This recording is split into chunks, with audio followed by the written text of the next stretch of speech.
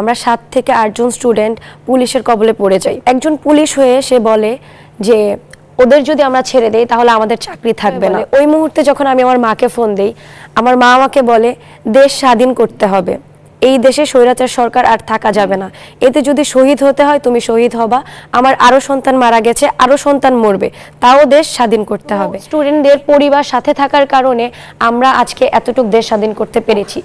আমি আপনার কাছে ব্যক্তিগতভাবে যে জিনিসটি জানতে চাই যে আপনি একজন শিক্ষার্থী, পাশাপাশি একজন নারীও, একটি আন্দোলনে, এরকম একটি আন্দোলন যেখানে আসলে আন্দোলনের মধ্যেও বিভিন্ন ধরনের সহিংসতা হচ্ছিল, মারামারি হচ্ছিল, আমরা দেখেছি। আপনারা প্রাইভেট ইউনিভার্সিটির শিক্ষার্থীরাও বেশ কিছু এরকম আপনাদের উপর সহিংসতা এসেছে, আপনারা সেটি প্রোটেস্ট করেছেন।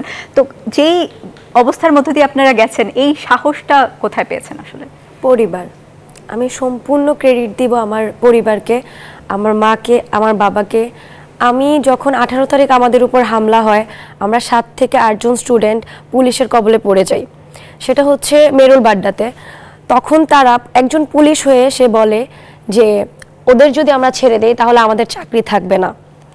সে একজন পুলিশ হয়ে বলে। ওই মুহূর্তে যখন আমি আমার মাকে ফোন দেই, আমার মা আমাকে বলে দেশ স্বাধীন করতে হবে, এই দেশে স্বৈরাচার সরকার আর থাকা যাবে না, এতে যদি শহীদ হতে হয় তুমি শহীদ হবা, আমার আরো সন্তান মারা গেছে, আরো সন্তান মরবে, তাও দেশ স্বাধীন করতে হবে।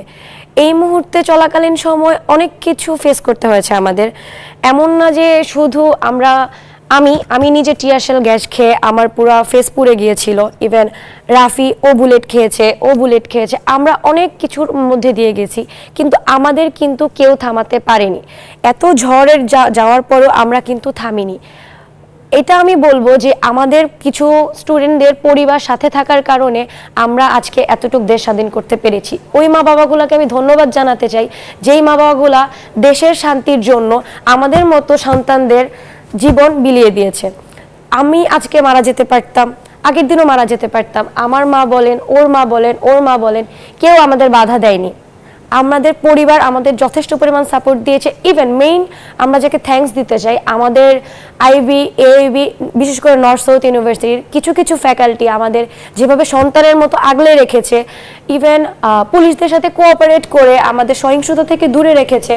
তো তাদেরকে আমি স্পেশালি অনেক অনেক অনেক ধন্যবাদ জানাতে চাই, যারা আমাদের সাথে এইভাবে ছায়ার মতো ছিল।